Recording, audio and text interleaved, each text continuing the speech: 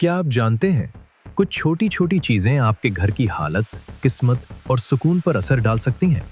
आज हम बात करेंगे 3 ऐसी आम बातों की जिन्हें लोग नजरअंदाज कर देते हैं, लेकिन उनके पीछे छुपी हकीकत बहुत गहरी है। पहली बात, घर में मकड़ी का जाला होना। अक्सर लोग इसे सिर्फ सफाई की कमी समझते हैं, लेकिन हकीकत यह है कि जाला इस बात की अलामत हो सकता है कि घर में बेतवज्जुही, सुस्ती और रिस्क में रुकावट आ रही है।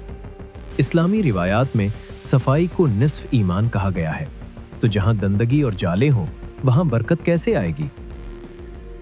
दूसरी बात, सहपहर के वक्त घर में झाड़ू देना। बहुत से बुजुर्ग कहते हैं कि सहपहर या शाम के वक्त झाड़ू देना रिस्क में कमी की अलामत बन सकता है। क्यों? क्योंकि ये वक्त बरकत के आने का होता है और हम अनजाने में उसे बाहर निकाल देते हैं।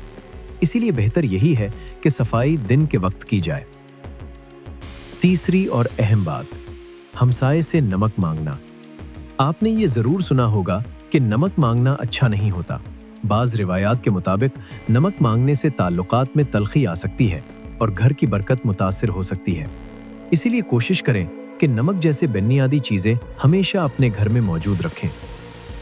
याद रखें, ये सब बातें सिर्फ तवहुमात नहीं, बल्कि हमें सफाई, तरतीब और खुददारी सिखाने का जरिया है।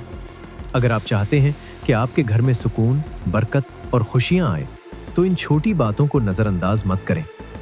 वीडियो पसंद आए तो लाइक करें और ऐसे ही मालूमाती वीडियोस के लिए चैनल को सब्सक्राइब जरूर करें।